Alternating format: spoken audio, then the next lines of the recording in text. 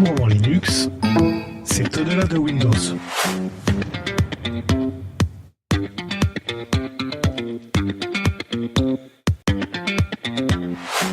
Et merci d'être fidèle au podcast. Et oui, c'est un nouveau numéro de Librement Linux. Librement Linux, c'est le seul podcast qui aborde des solutions open source, Linux, l'informatique et le digital au travers de news, de billets et d'échanges en français d'un texte, s'il vous plaît. Vous pouvez nous écouter sur signebancast.fr et également sur la chaîne YouTube de Steve 513V3, c'est son code promo. Bonjour, je m'appelle Cédric et aujourd'hui je suis accompagné de la team et notamment de Steve. Salut. Ah, je crois qu'on parle de toi, Steve. Ah, salut tout le monde, salut. Il tient le site numetopia.fr, c'est le Tux masqué. Salut. Salut, bonsoir à tous. Merci à Enrique de Wave Beats Music pour la musique, les jingles, tout ça. Et cet épisode d'ailleurs est diffusé sous les conditions Creative Commons Attribution 4.0 internationale, excepté les extraits musicaux, les bandes son externes et les œuvres sonores non produites par l'équipe de Librement Linux. Et vous savez quoi ? Vous pouvez nous rejoindre également sur le salon Matrix, Librement Linux Podcast.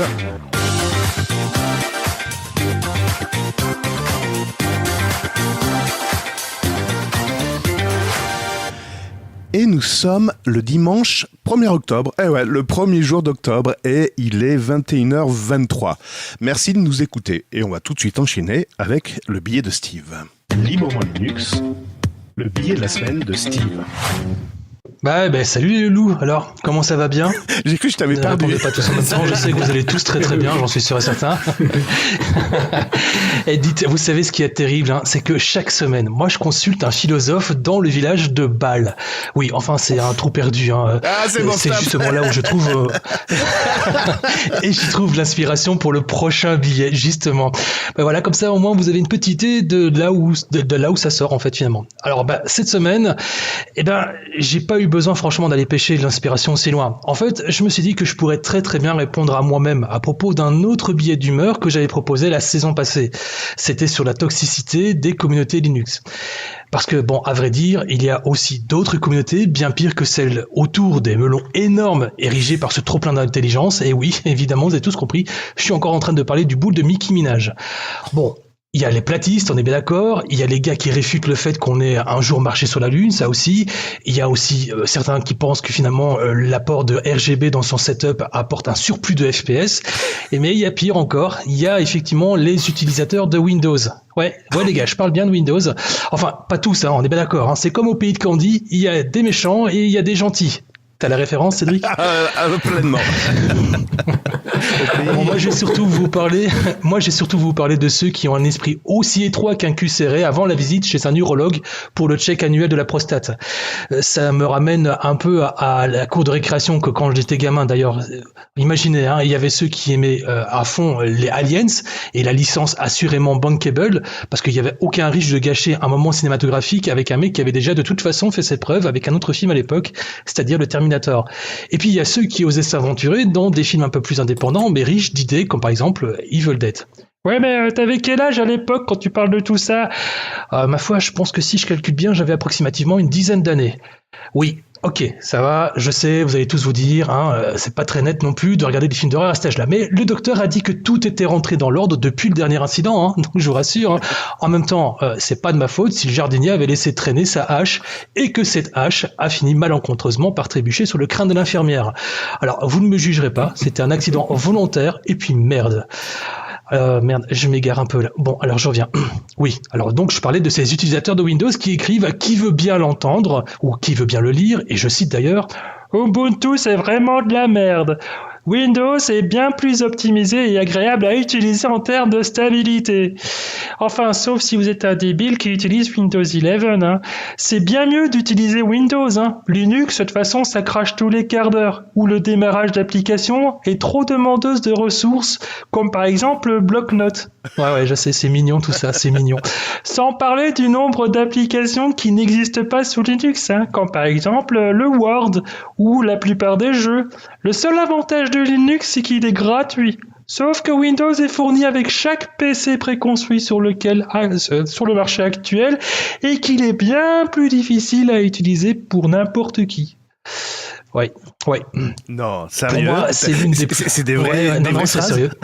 Je te promets, c'est un copier-coller de ce que j'avais trouvé sur un de mes commentaires. Si, je vous promets. Non, c'est pas possible. Je ferme la parenthèse.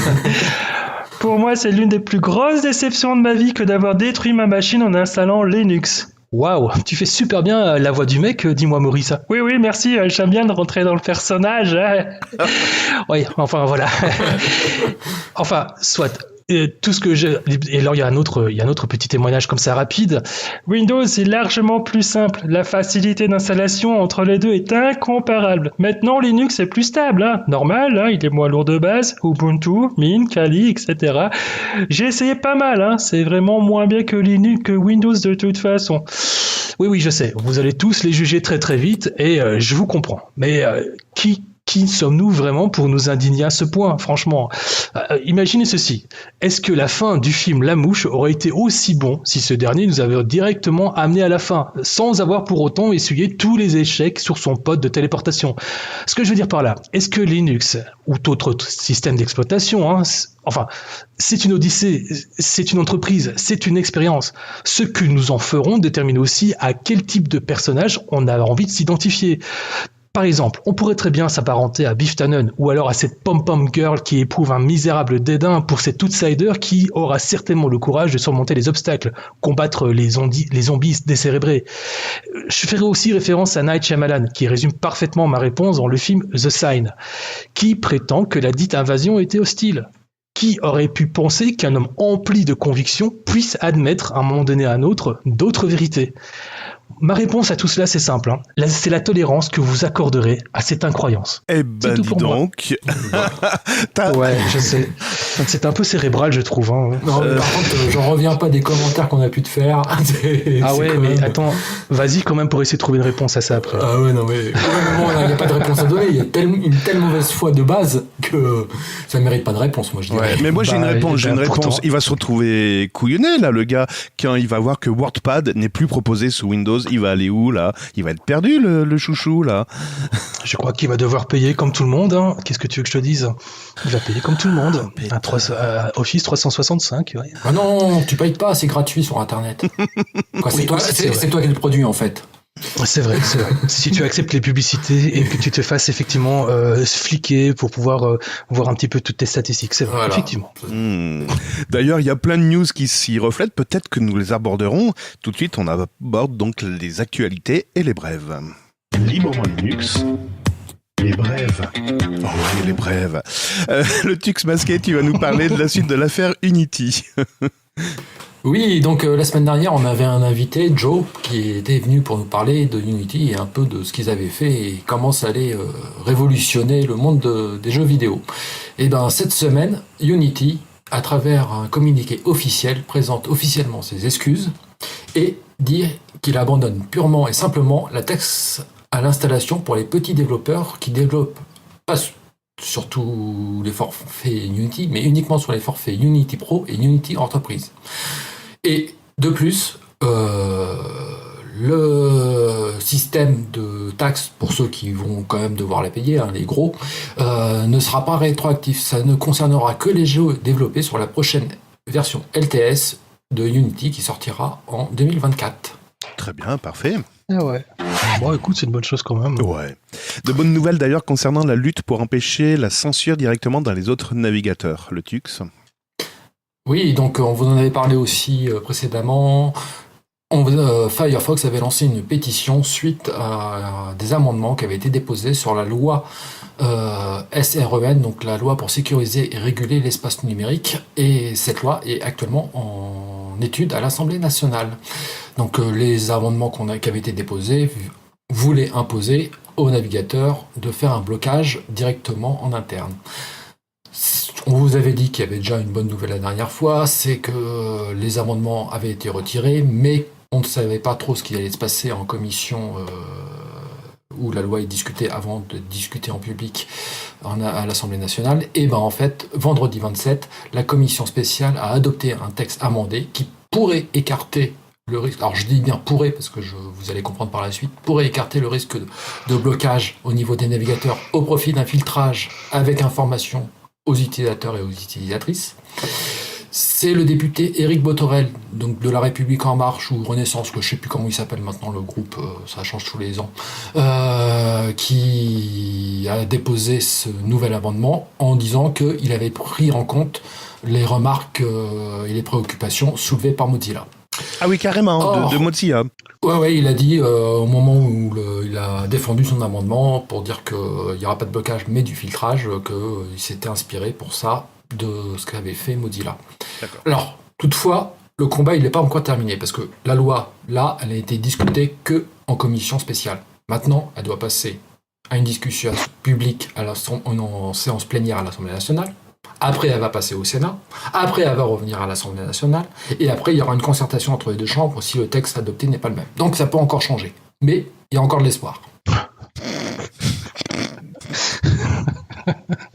Je crois qu'il n'y a plus rien à ajouter. Rien à ajouter. Je vous ai laissé sans voix. Bref, on va passer à Signal, je pense que ce serait beaucoup mieux. Signal annonce le premier pas de son protocole dans la résistance post-quantique. C'est un article de Next Impact. Tu peux nous en dire plus, le Tux ? Oui, donc en fait c'est un article de Next Impact, mais qui rapporte un long billet de blog sur le site de Mozilla, où en fait ils annoncent qu'ils ont décidé de modifier, de proposer un nouveau protocole qui permet de résister aux ordinateurs quantiques. Alors les ordinateurs quantiques, ils sont un peu spéciaux, ces ordinateurs-là, parce qu'ils ont des puissances et des capacités de calcul tellement importantes qu'ils pourraient craquer et décrypter très rapidement n'importe quel message chiffré avec des méthodes de chiffrement qu'on utilise actuellement. Principalement les méthodes de chiffrement asymétriques, on en parlera après. Et il y a un autre protocole de chiffrement qui s'appelle symétrique, donc utilisé par exemple avec le chiffrement AES.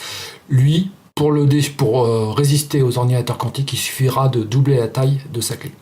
Alors, le protocole de signal, qui s'appelle avec un nom barbare, le PQXDH, pour Post-Quantum Extended Diffie-Hellman. Il est basé sur un mécanisme d'encapsulation de clés Crystal Kyber. Et il va, aujourd'hui, si vous démarrez sur Signal, vous ne l'avez jamais utilisé jusqu'à présent, vous utiliserez déjà ce protocole. Par contre, si vous utilisez déjà Signal, les nouvelles conversations... les conversations que vous avez déjà initiées, il faudra attendre le protocole. Ce nouveau protocole va petit à petit se déployer. Alors, qu'est-ce que vous en pensez de ça ? Est-ce qu'on va... la crainte qu'a Signal, aujourd'hui, on pourrait déchiffrer les messages, ou ils font ça dans un futur hypothétique où on pourra faire du déchiffrement quantique ? Non, en fait, les ordinateurs quantiques, c'est plus un rêve, ça existe.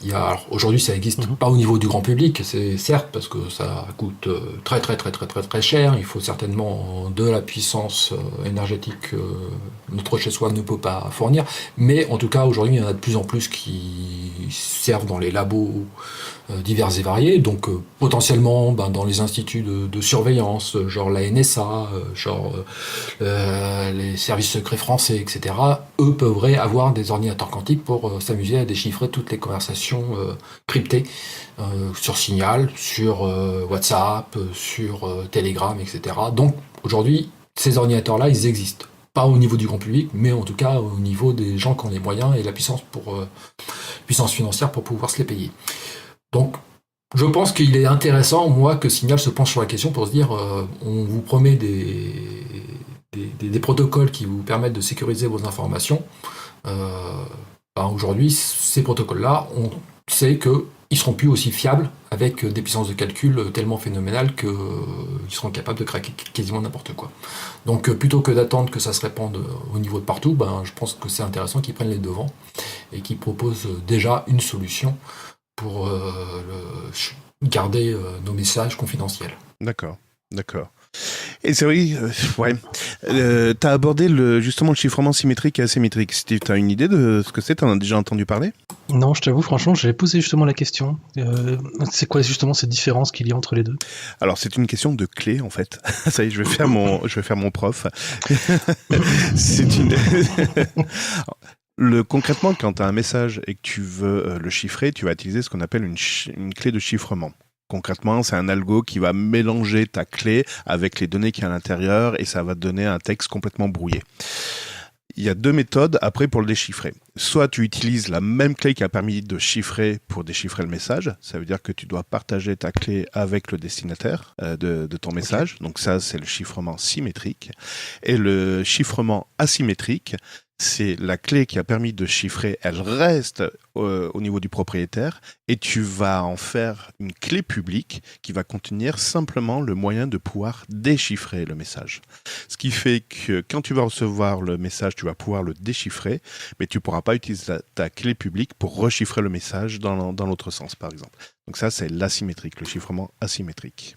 Alors, au niveau du chiffrement asymétrique, le protocole le plus répandu, c'est le chiffrement avec des clés RSA. Oui. Et au niveau du symétrique, je vous en ai parlé tout à l'heure, c'est le chiffrement avec des clés AES. C'est ça. Ouais.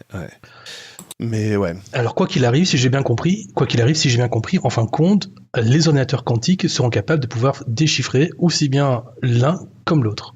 C'est bien ça. Alors, aujourd'hui, ça dépend. Au niveau de la clé RSA, aujourd'hui, il est capable de le déchiffrer sans problème.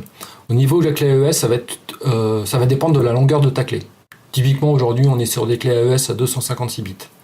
Si tu doubles la taille de ta clé, donc tu n'es plus à 256 bits, tu passes à 512 bits, ben le déchiffrement... qu'est-ce que j'ai dit ? De 256, tu passes à 512. Ouais, 512. Donc le chiffrement sera beaucoup plus lent et donc plus compliqué à déchiffrer puisque la taille est plus importante. Mais réalisable. Ah bah après tout est réalisable. Après c'est une question de temps. C'est-à-dire que en fait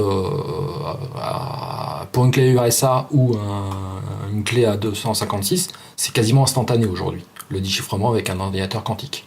Donc tu claques, voilà. Si tu doubles la taille de ta clé AES, bah il sera plus instantané, ça sera peut-être, alors je sais pas, j'ai pas d'idée, mais je dis n'importe quoi, mais ça pourrait peut-être être 10 ans. Donc est-ce que ça vaut le coup d'essayer de craquer une clé où il faut 10 ans pour déchiffrer Oui, ça vaut aussi. Oui, mais dans 2 ans, il faudra combien de temps pour craquer avec la puissance et l'efficacité qu'on va avoir, tu vois ? Oui, après de toute façon c'est toujours ça, c'est toujours une course en avant entre la puissance des machines et la complexité de chiffrement.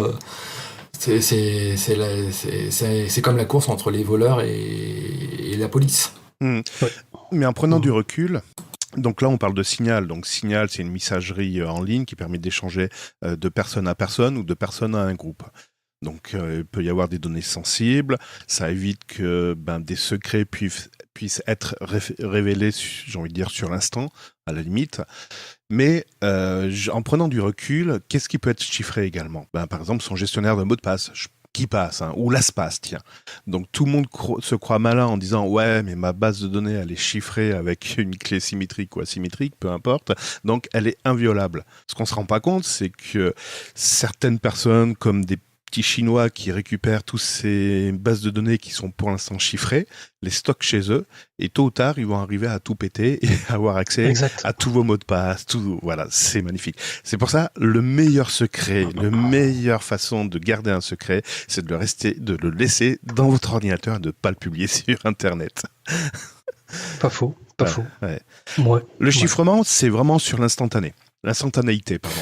Dire, voilà, tu veux échanger de manière chiffrée, pas de manière visible avec tes copains, etc. Tu vas utiliser le chiffrement parce qu'aujourd'hui, il n'y a aucune possibilité de déchiffrer en temps réel. Donc là, j'ai envie de dire, on peut jouer sur cette sécurité-là. Par contre, mettre des données chiffrées sur Internet et dire « Ok, je suis tranquille de toute façon, même si un pirate récupère mes secrets, il ne pourra pas regarder ce qu'il y a à l'intérieur. » Là, c'est beaucoup moins vrai. C'est même pas du tout vrai, parce qu'après, comme on le disait tout à l'heure, ça va être juste une question de temps avant qu'il arrive à déchiffrer pour accéder aux données.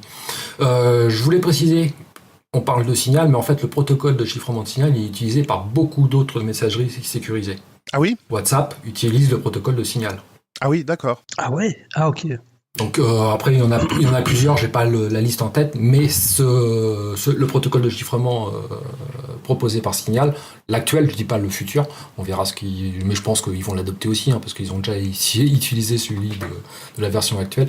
Il est utilisé par, on va au moins la moitié des messageries sécurisées. Ouais, c'est vrai. Alors c'est marrant quand Linux a été créé, enfin GNU Linux a été inventé, a été créé, même Unix, ils avaient pensé à créer des comptes informatiques pour bien isoler les données personnelles des gens, mais ils n'avaient jamais pensé au chiffrement. La notion de chiffrement est apparue que beaucoup plus tard, tout compte fait. Et c'est marrant. Mais ça va aussi parce que on reviendra tout à l'heure à GNU, mais derrière, c'était un principe de liberté d'accès à d'échanger l'information, au partage, et voilà. Il y avait cette philosophie-là de liberté qui allait avec le projet GNU. C'est vrai. Mais on y reviendra tout à l'heure au projet GNU, je crois. Ah, parfait. Tu voulais rajouter des choses, Steve ? Non, absolument pas. Non, je garde la suite pour la suite. La suite pour la suite, très bien. Allez. C'est-à-dire dans pas longtemps. Ok, allez, on va enchaîner. Et une petite brève concernant Linux sur Mac Apple Silicon. C'est quoi cette connerie ? Oui, en fait, il est possible d'installer Linux sur Mac Silicon. Alors Mac Silicon, c'est les derniers Mac qui utilisent les puces M1. Là, c'est les M1, les M2, c'est ça. Voilà, c'est ça. M1, M2 et tout ça. Donc, c'est plus les Macintosh qui utilisaient les puces Intel. Et donc, Mac, quand ils ont fait ça, ils ont voulu verrouiller leur truc. Il y avait que Mac qui pouvait tourner sur leur machine. Et il y a eu un projet qui est récent, qui a été lancé en 2001, qui s'appelle Hachi Linux, qui vise à développer la prise en charge de Linux sur les Mac avec les puces Apple Silicon, donc M1, M2, etc. Et de permettre d'exécuter des OS alternatives à macOS. Une première version de Hachi Linux a été publiée en alpha en 2022 et elle offrait le choix d'installer un bureau basé sur Arch Linux ou un environnement minimal basé cette fois sur OpenBSD. Ah, retour aux sources. Retour aux sources pour Apple. Pour Apple, tout à fait, parce que Apple est basé sur BSD. Tout récemment, en 2023, ça a changé. Ils proposent plus une base Arch, mais par contre, ils sont passés sur une base Fedora, avec une Fedora Asahi qui est disponible. Voilà. Et donc, vous verrez dans les descriptifs du podcast, on a un lien pour ceux qui sont intéressés, qui propose un tutoriel pour installer Hachi Linux sur votre Mac. Ouais, je me souviens, début de l'été, au mois d'août, ils avaient annoncé en effet la sortie de Asahi Linux pour la fin de l'été, ou la fin du mois d'août. Donc là, on est le 1er octobre, elle est toujours pas sortie. Enfin si, il y a une espèce de version alpha. Une version alpha. Elle est sortie en version alpha, voilà. Parce que, accrochez-vous, qu'est-ce qui est pas disponible sur cette version alpha ? Le Thunderbird, le mode DisplayPort, les HDMI sur les MacBooks, les haut-parleurs internes, la webcam, le Touch ID, la barre tactile. Enfin voilà, il y a un petit peu beaucoup de choses qui fonctionnent pas encore. Bon, en tout cas, c'est un projet louable, mais bon, on va pas trop faire d'annonces là-dessus. Ouais. Voilà. Non. On va essayer d'autres choses avant. Bon, après, moi, personnellement, je vais pas la tester parce que j'ai pas de Mac. Alors, justement, vous avez un Tipeee, un code Tipeee en bas du descriptif de l'épisode. Alors, on commence à accepter les dons à partir de 500 €. Donc, il n'y a pas de souci, vous pouvez le faire. Oui, parce que c'est pour du Mac. Alors, le Mac, c'est forcément très onéreux. Oui, et alors je rajoute, s'il vous plaît, 500 €. Très bien, bon, merci. Puis quand on a dépassé les 10 000 €, on vous dit un grand merci. Oui, voilà. Oui, et on mettra on citera votre nom dans le podcast. Doucement. Non, pas trop. On peut pas noter le nom. Non, ça coûte trop cher, ça. Ah merde. Bon, alors ce sera quand on atteindra les 15 000. C'est possible, ça. Très bien. Non, c'est les premiums uniquement à partir de 100 000. Ok. Bon, bah écoutez, on a le temps. Bon, allez, pas besoin de 100 000 €. Cette fois-ci, je vous en propose beaucoup moins. Je vous en propose $60. Et pourquoi, d'ailleurs ? Et oui, un nouveau Raspberry Pi est officiellement annoncé. Le Tux. Oui, donc Raspberry Pi 5 a été annoncé cette semaine. Il devrait être disponible, il est déjà possible de le précommander. Donc, il est annoncé comme étant 2 fois plus rapide que le Raspberry 4. Alors, pour la petite histoire, il y a un truc assez amusant que j'ai noté. Le Raspberry 4, il est sorti il y a 4 ans, en 2019. Le Raspberry 3, il est sorti il y a 3 ans avant le Raspberry 4, donc 7 ans par rapport à aujourd'hui. Et donc, je me demande, est-ce que le prochain Raspberry 6, il sortira 5 ans après celui-là, puisqu'on avait une règle, Raspberry 3 plus 3, ça faisait 4, Raspberry 4 plus 4, ça faisait 5, donc Raspberry 5 plus 5, ça va faire Raspberry 6. Bon, je vais chercher les chips. Voilà, excuse-moi. Mais alors sinon, ce Raspberry, qu'est-ce qu'il a comme caractéristiques techniques? Un CPU ARM Cortex A76, 64 bits avec 4 cœurs cadencés à 2,4 GHz. Un GPU Videocore 7 prenant en charge l'OpenGPL ES3 et le Vulkan 1.2. Un double avissage HDMI en 4K. Un décodeur HEVC 4K. En Wi-Fi, rien de bien original du 802.11 AAC. Bluetooth 5. Une interface micro SD à grande vitesse. 2 ports USB 3, 2 ports USB 2, un port gigabit avec prise en charge EO+. Et derrière, à quel coût? La version petite 4 Go, elle est à $60 et la version un peu plus gonflée, 8 Go, à $80. Oula, ça commence à devenir cher un Raspberry maintenant. Ah oui, carrément. Ouais. Non, Steve, tu veux t'en acheter un? Je trouve que... Non, pas du tout. En fait, justement, on en a eu l'occasion d'en discuter entre nous hors ligne, hors antenne, et je rejoins tout à fait l'avis de Cédric. Quand on pense que finalement les toutes premières générations de Raspberry avaient simplement pour objectif de favoriser l'éducation en Angleterre, puisque c'était vraiment des prix totalement abordables. Je crois que c'était même pas $30, si je me souviens bien à l'époque. Ouais. Et finalement, c'était vraiment pour favoriser le développement de la programmation hyper légère, etc., etc. Et finalement, plus les releases de Raspberry sortent, et plus en fin de compte, on est en train d'ajouter ceci, cela, machin, bazar. Je suis désolé, mais à un moment donné, finalement, c'est plus un produit destiné à l'éducation, c'est un produit qui est destiné au public pour pouvoir, effectivement, comme tu le disais hors antenne, faire soit du rétro gaming, soit en fin de compte faire son petit lecteur multimédia pour avoir un décodage de sa petite vidéo 4K en 60 Hz, quoi. Et non, franchement, non, merci. Voilà, quoi. Pour rappel, pour ceux qui ne savent pas ce que c'est le Raspberry Pi, pourtant on en parle depuis des années. Ok, c'est un micro-ordinateur sans écran, mais c'est quand même un petit micro-ordinateur qui est de la taille d'une carte de crédit. Et de la particularité, c'est que sur ce micro-ordinateur, il y a plein de connecteurs, de pins. Je crois qu'il y en a une 40aine de mémoire. C'est vrai. Voilà. Et ces pins, c'est ce qu'on appelle des ports d'entrée et sortie, in-out, en numérique, en analogique. Et en fait, concrètement, c'est pour pouvoir bidouiller et faire un peu de domotique, d'électronique, voilà. Pourquoi on a besoin d'avoir autant de puissance pour allumer ou éteindre une LED, en fait? Voilà, je suis en train de me poser la question, et en effet, on en a discuté. Pourquoi le Raspberry Pi a marché aujourd'hui? On le voit sur Internet. En numéro 1, c'est le rétro gaming, et en numéro 2, c'est pour avoir Kodi sur sa télé. Voilà. Ouais. Bravo. Bon, ils ont eu une niche, ils ont sauté dessus, c'est pour ça qu'ils peuvent proposer des nouveaux Raspberry Pi. Mais c'est vrai que moi, pour faire mon NAS, j'ai pas eu besoin d'avoir un Raspberry Pi 4, ou pour faire mon bloqueur DNS, pareil, ou mon serveur DNS, j'ai pas eu besoin. Aujourd'hui, si tout le monde se jette sur un Raspberry Pi 5 pour faire tous ces petits tas de services, ils vont avoir 3, 4, 5 Raspberry Pi à $81, hors taxes, etc. Donc allez, on va arrondir à $100. Donc si t'en as 5, ça fait $500. Ouais, tu mets encore un petit peu d'argent, tu t'achètes un bel ordinateur, puis tu mets plein de machines virtuelles dedans et ça fera aussi le taf. Exactement. Voilà, c'est bon, c'est dommage, c'est bien, mais c'est dommage. Et il y en a à l'inverse, vu que ça commence à être des prix élevés, avoir une performance aussi bien robuste, ils s'imaginent qu'ils vont pouvoir remplacer leur ordinateur par ce petit ordinateur. Bon, il faut pas. Moi, je pensais à un truc. Est-ce qu'on pourrait pas faire un téléphone avec un Raspberry Pi? Ah, mais tu sais que le projet existe.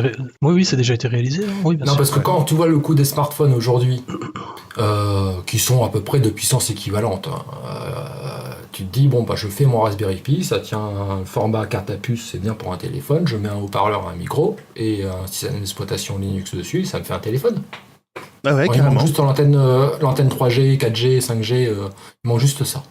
Mais il y a un projet sur Internet, j'étais tombé dessus il y a 3 ou 4 semaines. Le gars est tout seul à développer ça, il a développé le système d'exploitation.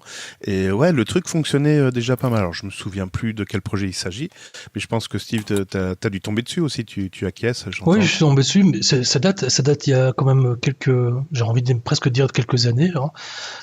Aussi loin que je me souvienne, je pense que ça avait déjà été réalisé en fait à la base sur un Raspberry 3. Si je me trompe pas. Donc voilà quoi, oui. Bon, après, trouver en tout cas de quoi faire une imprimante 3D pour pouvoir justement, je sais pas, imprimer la coque, ceci, cela, placer la batterie, etc. Enfin, tout le tralala. Bon, j'imagine que finalement ça doit être vraiment bien. Après, si c'est pour se retrouver avec un Nokia qui ressemble plutôt à une brique de façade de maison comme il y a une vingtaine d'années, je sais pas, oui, peut-être. Pourquoi pas, oui. Alors c'est vrai qu'ils ont perdu un peu de part de marché sur la domotique pour la simple et bonne raison, c'est qu'il y a le concurrent, alors si on peut appeler ça un concurrent, l'Arduino qui est plutôt un microcontrôleur programmable facilement et qui lui-même s'est proprement concurrencé avec les fameux ESP qui étaient connectables directement en Wi-Fi sur le réseau. Et c'est vrai que les gens qui font de la domotique sont plus sur des ESP Arduino que sur un Raspberry Pi. Je l'avoue. Ouais. Moi, le premier concerné. Tu fais de la domotique, le Tux ? Pas du tout. je prends ça pour un an. J'en ai fait à un moment donné, il y a quelques années maintenant, non, parce que je suis en train de déséquiper justement toute la maison d'équipements électroniques pour le bien de notre planète. Ah oui, d'accord. Mais en effet, à un moment donné, son de température, gestion des lumières, gestion de la cafetière, etc. Oui. Ah ouais, d'accord. Je me suis amusé à un moment donné. Mais c'était plus pour le fun. Hein. Oui, pour découvrir un peu comment ça marchait, voilà. Voilà, c'est ça. C'était en démarrage de justement des Raspberry, c'était l'occasion de tester ça. Bon, après, le Raspberry, il a servi à faire du rétro gaming, j'avoue. Et toi, Steve, il a été recyclé en quoi ton Raspberry Pi ? En plein de choses, en plein de trucs. J'ai commencé effectivement comme tout le monde à faire le boubours avec du rétro gaming. D'ailleurs, j'ai été approché. D'ailleurs, si vous regardez, j'avais fait quelques petits tutos sur ma chaîne et c'est comme ça que j'avais été approché par justement une distribution de rétro gaming à l'époque qui a voulu comment je veux dire, un petit peu dire, ben voilà, écoute, viens travailler pour nous, fais quelques tutos pour nous et abandonne un peu ta chaîne. Je ne dirai pas le nom, mais voilà. Donc j'ai fait ça, et puis après j'ai pu passer mon temps à chipoter un peu comme le Tux a fait, hein, mais pas uniquement pour allumer ma cafetière. Moi j'ai passé mon temps à faire aussi de l'Ambilight, donc ah oui, un vrai kéké-boy. Ouais, un vrai kéké-boy. Hein. Donc finalement plein de paillettes et plein de lumière pour regarder un bon film de Fast and Furious où ça fait plein de lumière partout. What, c'était super. C'était horrible quoi. Et puis là maintenant il est rangé. Je m'en sers plus parce que j'ai le Raspberry 4 et que je trouve que franchement de toutes les releases c'est pas la plus intéressante, c'est la moins belle je trouve, la moins intéressante, la moins performante vraiment à proprement parler. Et puis c'est tout, voilà, c'est tout. Ouais. D'accord. Raspberry, je suis pas fan. Non. Moi, je suis plus de l'autre côté. Je suis pas Arduino, c'est Odroid. Voilà, je suis très Odroid. Ah oui, c'est vrai. Oui, le concurrent. Ouais. Et il fait la même chose, hein, c'est ça, avec un peu plus de puissance. Ouais, voilà, c'est ça le truc, c'est qu'en fin de compte, il a un processeur qui est un tout petit peu plus accueillant au niveau des différentes distributions. Donc en fait, même si effectivement le Raspberry peut te faire effectivement une installation d'un espèce d'Android, hein, il y a pas de problème. Je trouve que quand même chez son concurrent t'as quand même beaucoup plus de flexibilité et donc finalement il y a plus de puissance derrière tout ça quoi. Donc voilà. D'accord. C'est mon avis. D'accord. Moi j'avais un ami belge, pour tout vous dire, qui pareil avait acheté un Raspberry Pi pour suivre des tutos et tout ça. Et au bout d'un moment ça lui avait pris la tête et tout ça. Et un jour un téléphone il me fait Cédric, tu me payes les frais de port, je t'envoie le Raspberry Pi parce que je veux plus le voir. Bon, d'accord. Et comme ça, il m'a envoyé le Raspberry Pi. Je tairai son prénom parce qu'il m'a pas autorisé à le diffuser, mais voilà. Il m'a fait don d'un Raspberry Pi. J'ai payé uniquement les frais de port et c'était juste avant que le Raspberry Pi prenne une claque au niveau des prix dû à la pénurie de Raspberry Pi. Voilà. On est comme ça, les Belges. On aime bien comme ça léguer. Voilà. On est comme ça. On a le cœur sous la main. On est des vraies mères Teresa. Je vois ça. Tu voulais rajouter quelque chose, le Tux ? Oui, je voulais dire, aujourd'hui, sur Raspberry, on a Raspbian, qui est l'OS par défaut pour Raspberry Pi, mais il faut savoir que la prochaine version d'Ubuntu, donc Ubuntu 23.10, fonctionnera sur Raspberry Pi aussi. Raspberry Pi 5, pardon. Et directement sans modification ? Non, quand même pas. Non, ils ont déjà intégré le Raspberry Pi 5 pour la prochaine version. D'accord. Ok, Raspberry Pi OS, l'OS de Raspberry Pi officiel. C'est ça. Ouais. Qui est en fait une Debian modifiée pour Raspberry Pi. C'est ça. Très bien. Eh ben, on va passer à la news suivante si vous voulez bien. Ouais, allez, let's go. Allez. Joyeux anniversaire. Joyeux anniversaire. Joyeux anniversaire. Linux. Joyeux anniversaire. Oui, bon, vous l'avez compris. GNU Linux fête ses 40 ans. Alors, je suppose que vous savez tous autour de la table qu'est-ce que c'est que GNU. Oui. Il va falloir que je fasse un petit rappel. Je le sais, maître, je sais ce que c'est. Enfin, je crois savoir d'ailleurs. GNU, c'est la partie logicielle libre de Linux, donc les commandes associées à Linux. Voilà, en fait, GNU, c'est un projet qu'a lancé Richard Stallman le 27 septembre 1983. Donc 4 jours près, on souhaite le bon anniversaire, et qui était un projet de système d'exploitation qui serait libre, à l'abri de toute poursuite et dans un esprit de collaboration et d'enrichissement intellectuel général. Alors, Richard Stallman, c'est pas un inconnu pour vous, mais peut-être pour certains de nos éditeurs qui ne le connaissent pas. C'est quelqu'un qui défend depuis des années, avant 83, le projet, la notion de copyleft, donc à l'opposé de copyright, où en fait avec le copyleft, ça autoriserait toute personne à utiliser et étudier, modifier toute œuvre soumise aux droits d'auteur. Donc en 83, il lance un système d'exploitation dans cet esprit-là, qui est le système GNU. Voilà. Pour assurer un peu tout ça, en 85, il crée la Free Software Foundation pour défendre ce projet, le protéger et assurer la gouvernance et le rayonnement d'une licence qui vient de créer aussi, qui s'appelle la GPL, pour GNU Public License. Aujourd'hui, le GPL, on l'utilise partout. Alors, 40 ans après, où est-ce que ça en est ? Aujourd'hui, le logiciel libre, il est quasiment omniprésent partout. Même les GAFAM ont fini par l'adopter. Mac, il est basé sur un système qui s'appelle Darwin. On en parlait tout à l'heure, en fait, Darwin, c'est un dérivé de BSD. Microsoft, il a racheté GitHub et il héberge quasiment les 3/4 des projets libres. Et lui-même, pour ses projets personnels, il utilise de plus en plus de logiciels libres. Et de Sans Linux. parler de Google. Oui, et puis attends, il utilise un Linux modifié pour ses serveurs Azure. Tout à fait. Mais au-delà de Linux, il utilise aussi plein de logiciels libres pour ses différents composants logiciels, ses serveurs, etc. Et on va parler d'un dernier, Google, qui lui a profité du logiciel libre pour se lancer, pour être comme ça, et avec le système Android qui est lui-même basé sur un noyau Linux. D'ailleurs, Google, c'est un spécialiste. Lui, il s'appuie sur des solutions libres pour inventer des solutions privatives. Voilà, je crois que c'est magnifique. Je crois que le pire d'entre tous, c'est Google quand même. Ils ont réussi à faire très fort. Oui, non, parce que en fait, ils ne doivent leur succès que à des logiciels libres. Oui, de base, oui, c'est ça. C'est vrai. Ils n'ont rien inventé. Hein. Google Chrome, c'est Chromium. Chromium, c'est une base libre. Android, c'est à la base c'est basé sur le noyau Linux, donc un noyau libre. Voilà. Mais même cas, sans parler de ça, on parle des newsgroups. On en avait parlé en off, des newsgroups. Donc c'est des forums de discussion qui est basé sur un protocole vieux comme Hérode.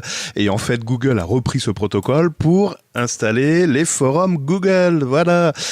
Hangouts, enfin maintenant qui s'appelle plus Hangouts, mais Google Chat ou je sais pas quoi, s'appuie sur sur un protocole libre à la base, XMPP. Enfin, c'est tout comme ça. Tout.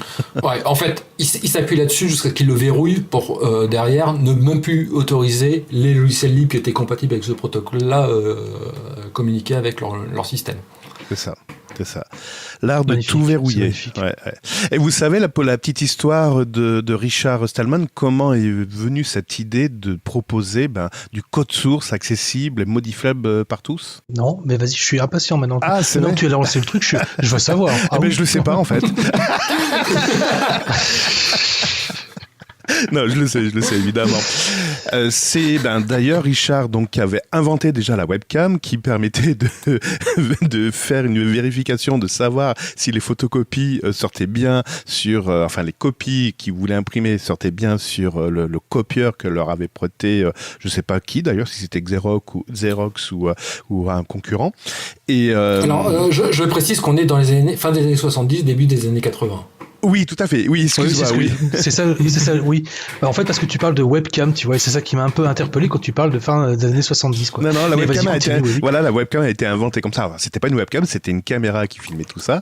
Et donc, il en avait marre de filmer ce copieur pour voir les feuilles sortir, si ça imprimait bien. Donc, il dit, attends, je vais m'interfacer avec le copieur, informatiquement parlant, pour que je puisse avoir un retour d'information pour savoir si la copie, enfin, l'impression a bien fonctionné ou pas. Donc, il a réussi son coup, il a modifié le programme interne du copieur et donc il pouvait avoir le retour d'infos directement dans l'ordinateur. Le contrat de location arrive à échéance et forcément quand tu le renouvelles, il te propose un nouveau copieur. Et là, cette fois-ci, le puce, le cœur de la puce, le cœur du programme et même la copie du programme source n'était plus accessible.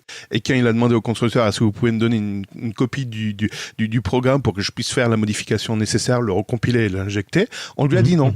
Il a proposé de dire non mais attendez, à la limite je vous redonne le code modifié. On lui a dit non. Et donc la salle a gonflé, sérieusement gonflé, et c'est comme ça qu'il est venu à dire mais c'est incroyable quoi. Comment on peut pas, si on a les compétences, pourquoi on ne pourrait pas modifier le matériel qui est devant nous.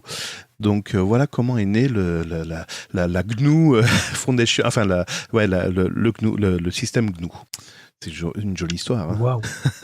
Franchement, ouais, oui, non mais sérieusement, c'est une très belle histoire, vraiment. Donc vraiment très intéressante en plus, c'est vrai. Vraiment. Bon, j'ai plein d'autres histoires comme ça, mais je ferai 2 heures, donc c'est. C'est ça pour un Oui. Pour un prochain épisode, c'est ça ? C'est ça. Je vous raconterai l'histoire des tracteurs qui ne veulent plus démarrer. Ouais. Mais bon, suite au prochain épisode, on va pas vous gâcher tout aujourd'hui. Oh, joli. T'aurais fait pas un tour au Québec, toi, Tabarnak? Allez, on va parler des sorties de la semaine. Librement Linux, les sorties de la semaine. Et le Tux, tu vas nous parler de plein de choses, notamment de 4 logiciels, de 4 sorties, pardon. Oui, donc la première sortie de cette semaine, c'est Firefox 118, qui enfin inclut de base, en natif, dans son navigateur, un traducteur. Comme ça, il fait à peu près comme tous les autres. Hein. Tous les autres le proposaient déjà, mais lui, on l'attendait, on pouvait ajouter des extensions. Et c'est pénible. J'ai oublié de le désactiver, et à chaque fois que je charge une page, voulez-vous traduire cette page ? Non, tu vois, c'est un peu le cookie bis. Ouais, alors, sauf que contrairement aux autres qui sont tous basés sur des solutions où en fait on envoie nos textes à un cloud qui va utiliser des intelligences artificielles pour traduire ça dans la langue qu'on veut,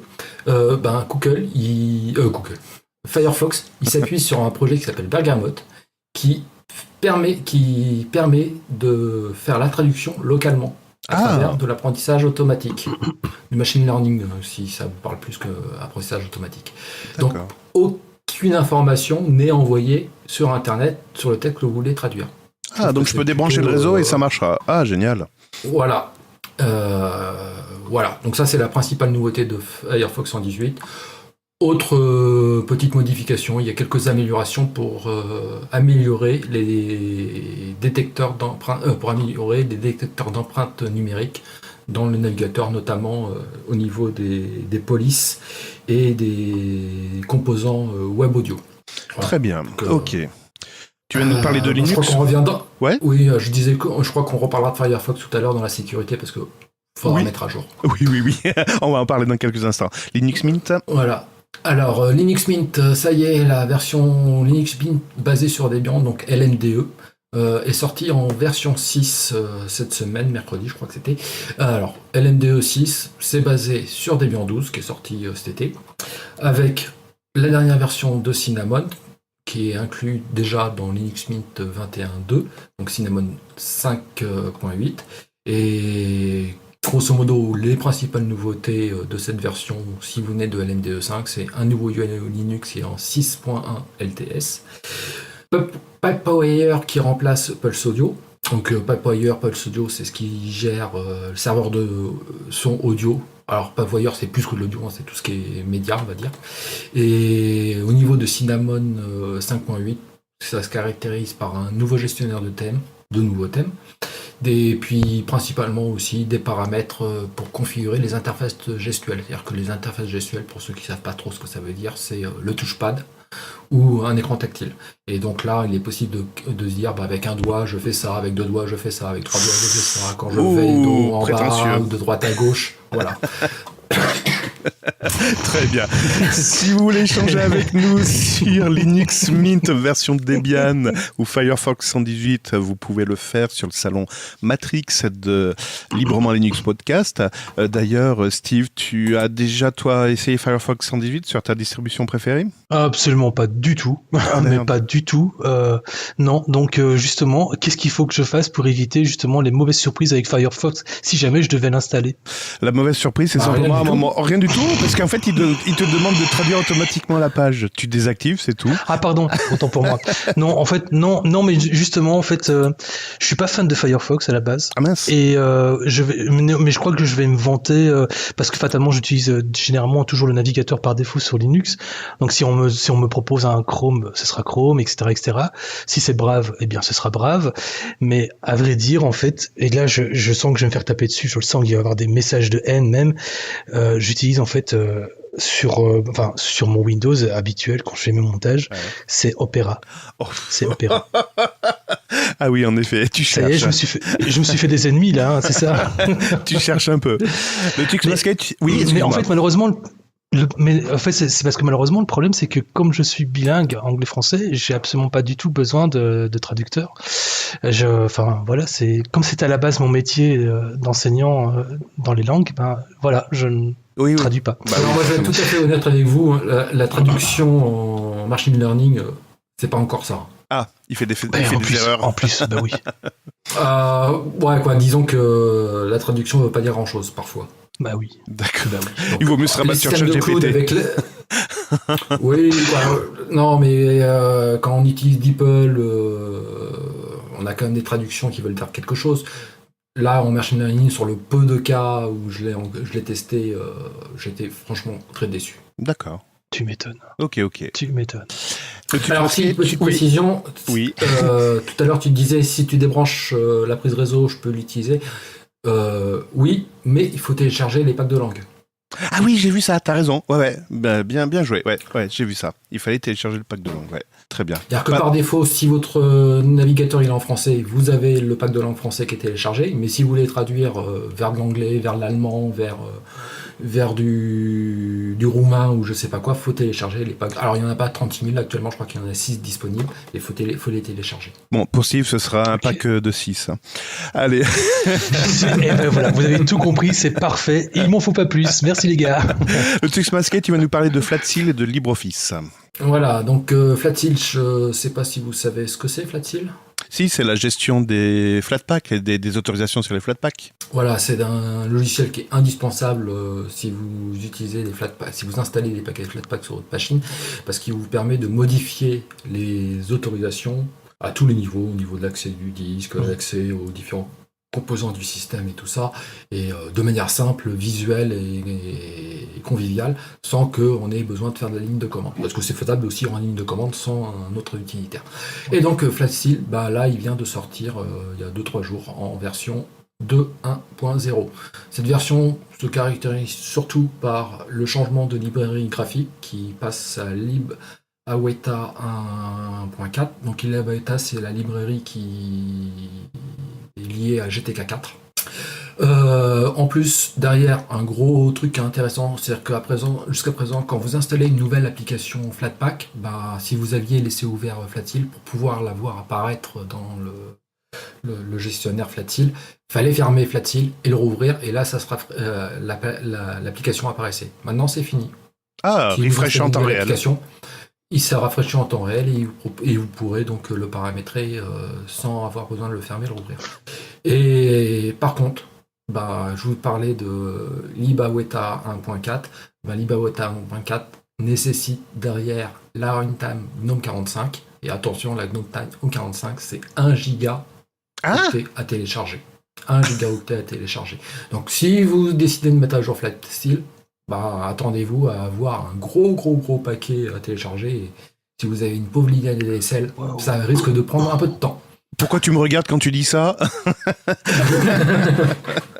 Oh, 22, ouais, 1 giga, ça fait lourd, ouais.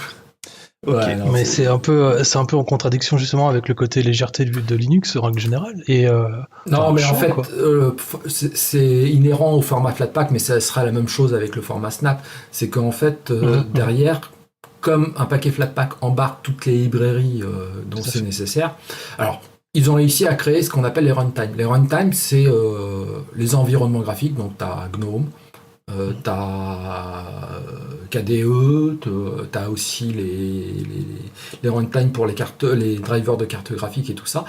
Alors, et derrière, en fonction des logiciels, certains vont s'appuyer sur GNOME 44, d'autres GNOME 45, GNOME 43. Une fois que la runtime est téléchargée, tous les logiciels qui l'utilisent ne la retéléchargent pas systématiquement. Donc il faut la télécharger une fois. Mais derrière, comme elle embarque toutes ces librairies, cette runtime, elle est très grosse. Voilà. Si vous l'avez téléchargé pour Flatsteel 2.1, la prochaine application qui aura besoin de la runtime GNOME 45 n'aura pas besoin de la retélécharger.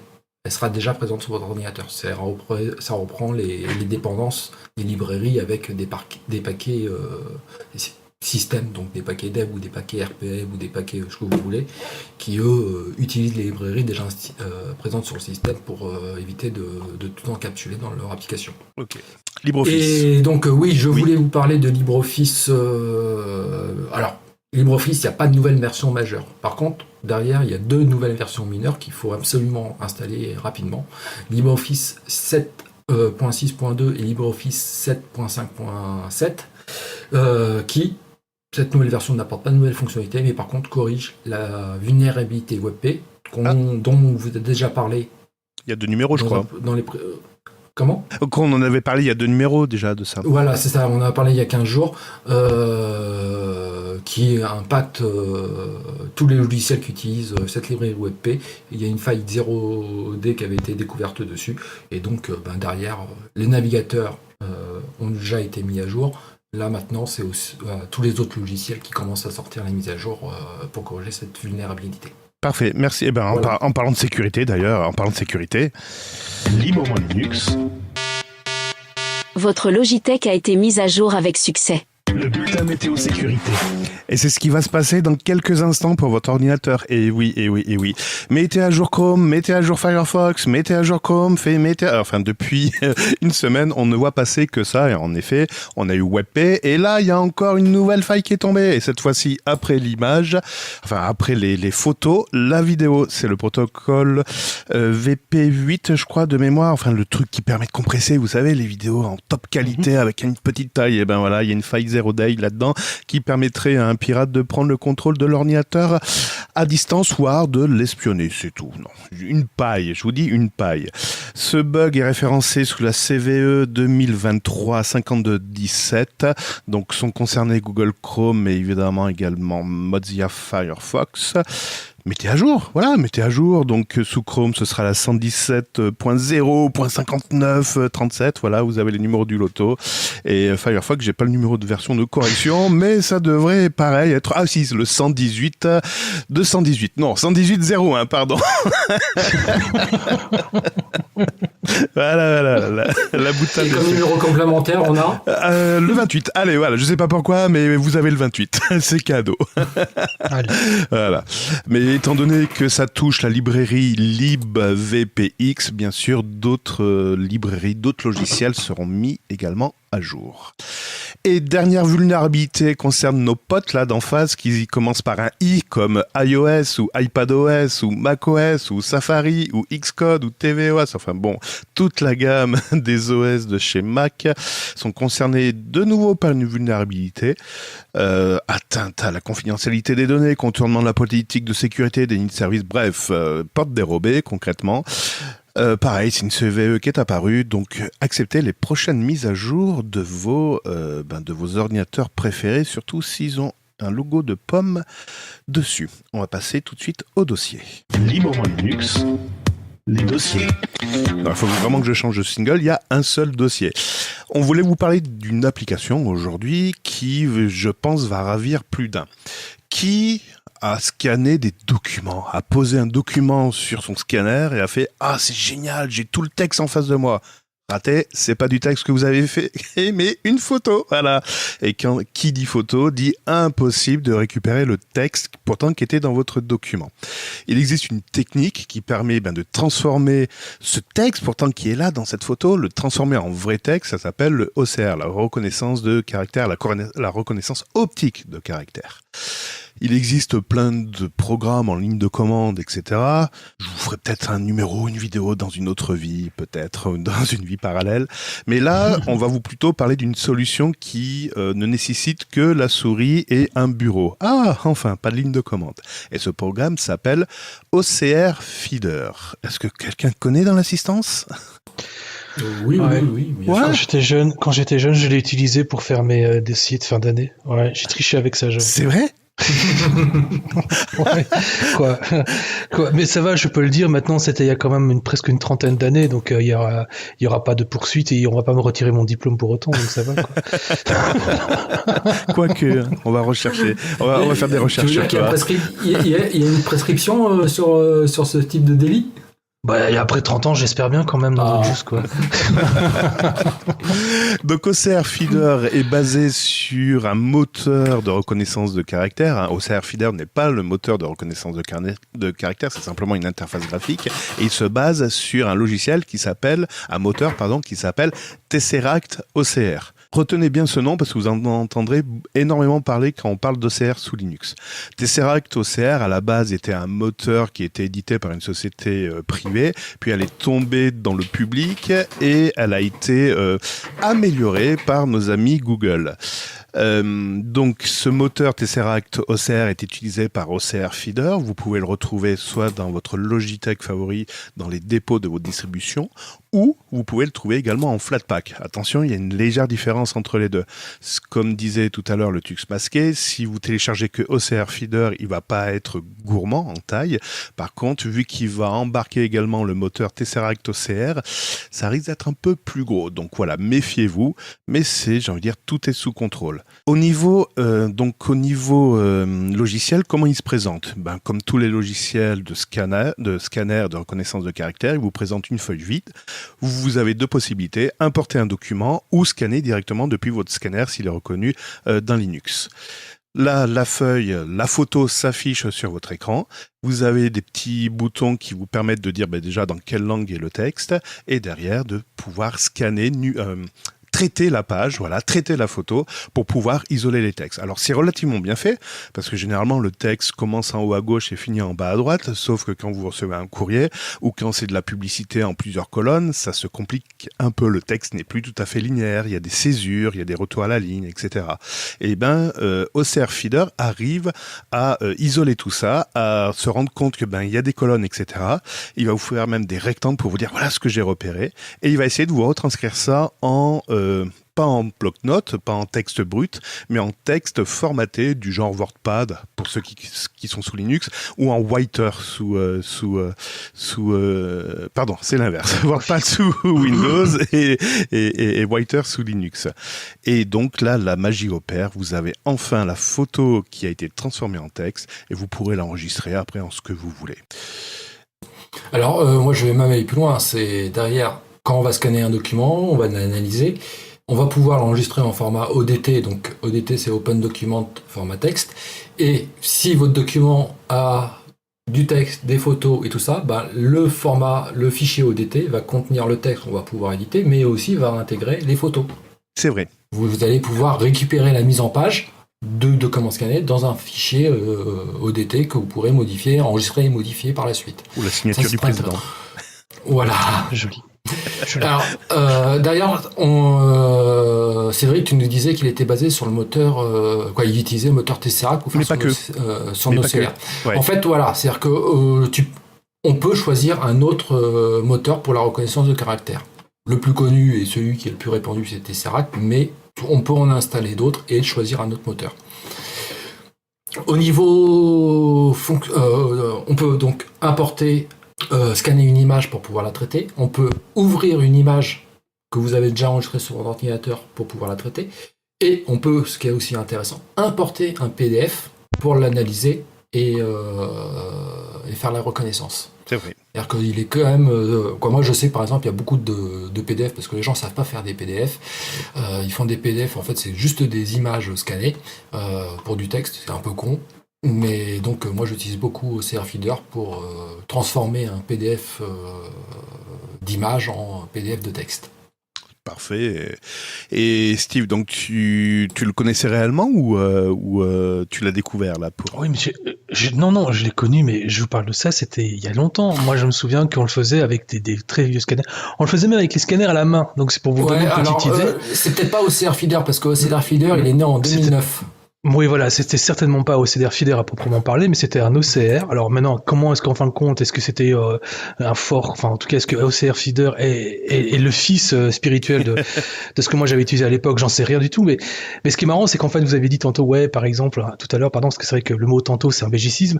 Vous disiez, oui, on peut importer des photos, machin, etc., etc. Moi, je me rappelle qu'effectivement, quand on scannait, les photos, c'était Tintin, hein, on les avait pas. Hein. Donc moi, quand j'avais fait ma thèse à l'époque où justement je faisais les impacts économiques sur telle ou telle chose, si je voulais mettre un graphique ou n'importe quoi, j'étais bon pour pouvoir les refaire justement à la main derrière tout ça, quoi. Donc, tu vois, ça a évolué, voilà, quoi. Ça a évolué. Ouais. Et alors, je vous parle pas non plus de la reconnaissance caractérielle, hein. C'était une catastrophe. C'était caractériel, justement. Voilà, c'était pas textuel, c'était caractériel. Donc en fait, on se retrouvait avec des trucs vraiment immondes, dégueulasses, c'est pas beau du tout. Heureusement que ça a évolué depuis. Et j'ai pas réussi mon examen grâce à ça non plus à l'époque. Voilà, tu vois, tout a une explication, c'est que tu n'utilisais pas les bons outils. Mauvais karma surtout. Alors, moi, quand j'ai découvert OCR Feeder, en fait, je venais de Windows et j'utilisais sous Windows un logiciel qui était quand même très performant pour la reconnaissance de caractère, dont le m'échappe à l'instant, je l'avais sur le bout. Omnipage Pro. Ah oui. Voilà, Omnipage, c'était et puis Omnipage, il est formidable parce qu'on scanne un tableau, il nous fait un Excel. Et voilà. Et donc sous Linux à l'époque, le Tesseract en ligne, c'était un peu la merde. Faut dire, les lignes de commande pour faire un scan, une reconnaissance de caractère, scanner et faire une reconnaissance de caractère, c'était un peu comme ça. Et c'est à ce moment-là, moi, j'ai découvert donc il y a une dizaine d'années, OCR Feeder, et il faisait exactement ce que faisait Omnipage Pro, qui sous Win ne fonctionnait pas sous Linux. Bah oui. Il s'installait pas, il y avait plein d'erreurs. Puis bon, c'est normal, hein, il y avait plein de librairies à la con, des trucs d'Adobe là qu'on n'utilise plus maintenant, ou Flash, Shockwave ou des trucs comme ça. Donc ça marchait absolument pas sous Linux. Et OCR Feeder, je l'ai testé et j'ai trouvé ça comme ça. Alors, seule chose que je trouve dommage, c'est qu'en fait, beaucoup de logiciels qui sont sous Linux, aujourd'hui, on les trouve portés sous Windows.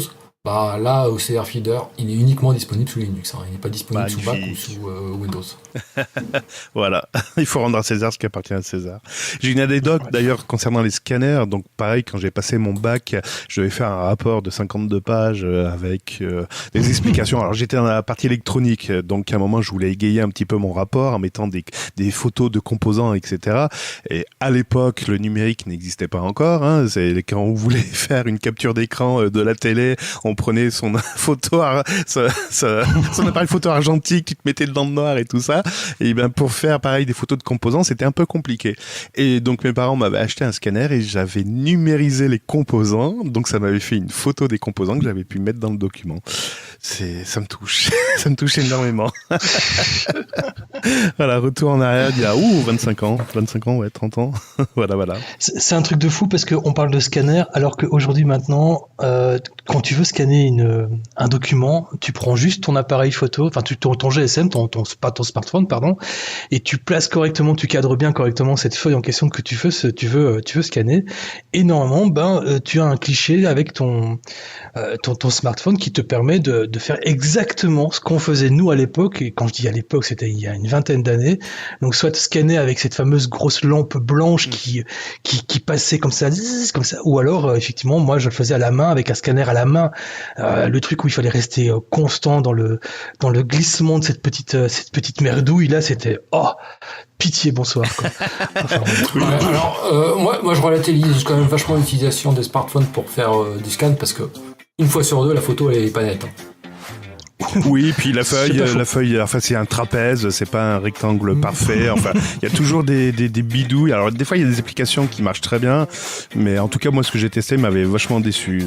Moi j'ai toujours mon petit Canon là à gauche, le Canon Scan Lead 500 qui marche très bien sous Linux, qui a pas besoin de pilote complémentaire. C'est du plug and play, c'est un régal et ça marche très bien. La lampe c'est des LED, des LED. C'est ça l'avantage des scanners sous Linux, c'est que les scanners c'est tellement vieux maintenant que la plupart sont directement reconnus sans avoir besoin de driver. Ils sont même pas SASI, ils sont en USB, c'est magnifique. Ouais. Encore un truc qui a disparu. Bon, bref, on touche. Ça y est, c'est la fin de Librement Linux. Déjà. Oh oui, toutes bonnes choses ont une fin, hein, c'est comme ça. On en redemanderait. Eh ben écoutez, c'est parfait parce que rendez-vous au prochain numéro qui sera sûrement enregistré dimanche prochain, sauf accident industriel, mais ça j'y crois pas trop. Donc merci par contre à Enrique de Webbeat Music pour la musique, tout ça, bref. Je vous rappelle que cet épisode est diffusé sous les conditions Creative Commons Attribution 4.0. La team Librement Linux vous souhaite une agréable semaine. Steve, Allez, dis au revoir à tout le monde, dépêche-toi. Oui, bon écoutez, j'ai pas le choix, je dois vous dire au revoir manifestement. Très bien. Le Tux masqué, rendez-vous au prochain numéro. Bye bye. Bye bye. Bye tout le monde.